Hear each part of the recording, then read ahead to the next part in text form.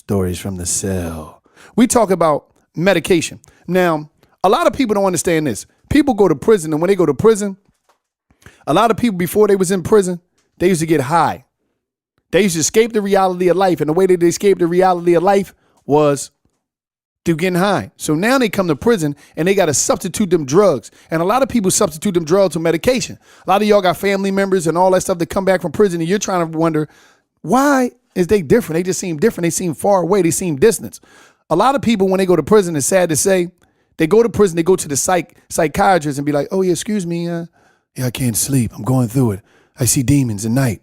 And they get them psychotropic medication. And a lot of people escape reality through this medication. They give them whatever they give them. It make them just be in a different place. And through the whole time they're doing in prison, they're on medication that they're not supposed to be on.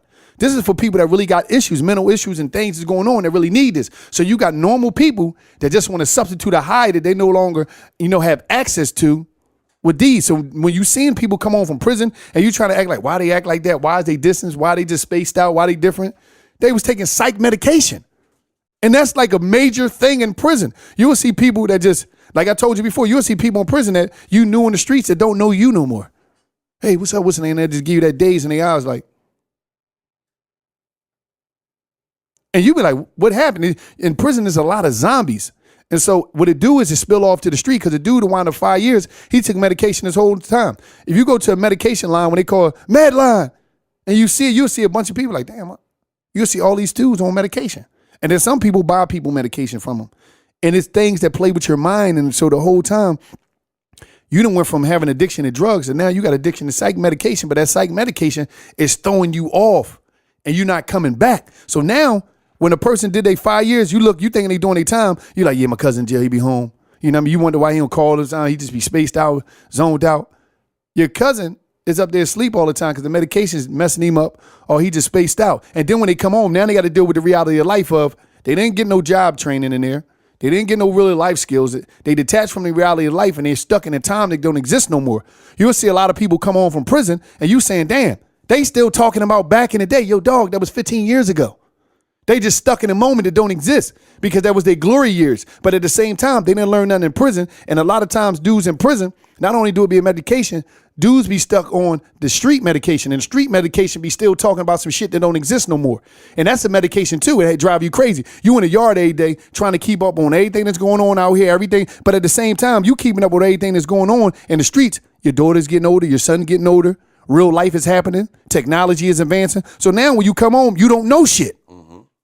Like you don't know nothing. Dudes come home, they don't know shit.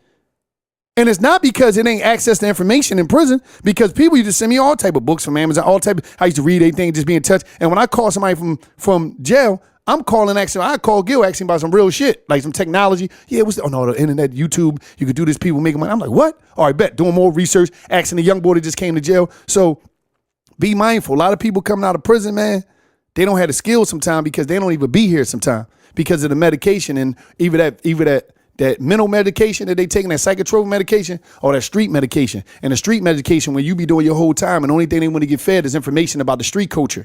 You know what I mean? They worry, a lot of dudes worry more about what's going on in the street, who fucking who driving what. Oh yeah, he got that car, he doing this. Nah, dog, you need to worry about how you gonna get out there, create some, how you gonna get some type of job, a job for yourself, create a career or whatever, how you gonna pay some bills and how you gonna build a relationship with your kids and you reconnect with the people that, really fuck with you.